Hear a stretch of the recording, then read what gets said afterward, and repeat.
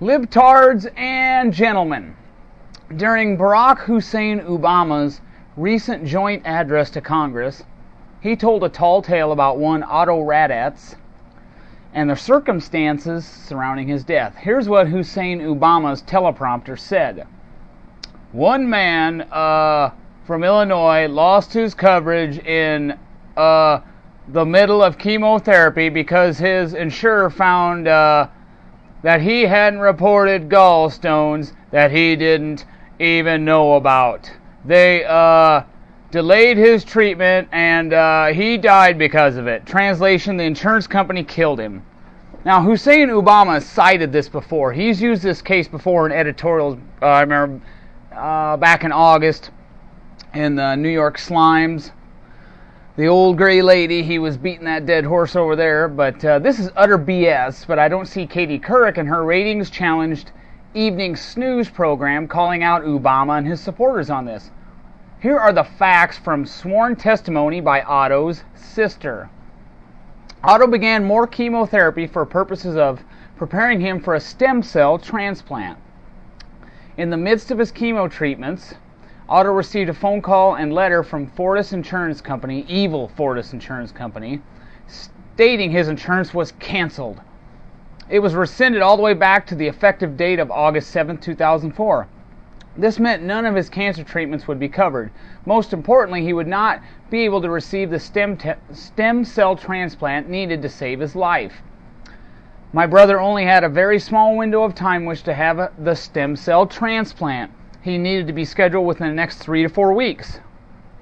My brother was told he was canceled during what they called a routine review, during which they claimed to discover a material failure to disclose. Apparently in 2000, his doctor had done a CT scan which showed an aneurysm and gallstones.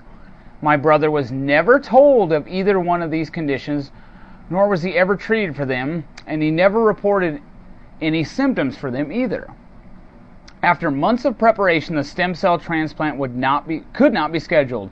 My brother's hope for being a cancer survivor were dashed. His prognosis was only a matter of months without the procedure. Mr. Raddatz's sister, she happened to be a lawyer as well, contacted the Illinois Attorney General's office. They investigated and found that the doctor who did the CT scans could not remember whether he had ever told Mr. Raddatz about his findings. So we got a doctor messing up there. This guy was a real doctor, though. He wasn't a guy pretending to be a doctor, though. A real doctor messed up. Consequently, the insurance company overturned their original decision to rescind her brother's coverage, and he was reinstated, in the words of his sister, without any lapse. She goes on to say, Otto did in fact receive his first stem cell transplant, and lived another 3.5 years after the kerfuffle with his insurance company. He was set to receive a second stem cell transplant, but the donor became ill.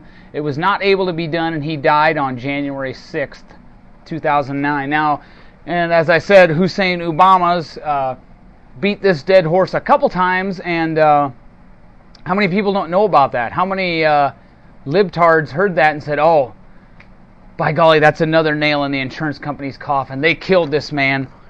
And I'm not going to get into a soapbox about why premiums are so high. I've already gone over that many times, and it's obvious there's a lot of people out there with a low IQ that can't understand it. But we have Hussein Obama using a story that I would assume he knows is completely false. Otto did receive that stem cell transplant, and the only reason he didn't get the second one is because the donor became ill, and he was reinstated for his coverage, but Hussein Obama left that out. So we got Hussein Obama telling a big white lie. Who's going to call him on it? Is Katie Couric and the Evening Snooze going to call him on it? Charlie Gibson? I doubt if we might see Fox News call him out on it, but we don't have to worry about Keith Overbite doing that.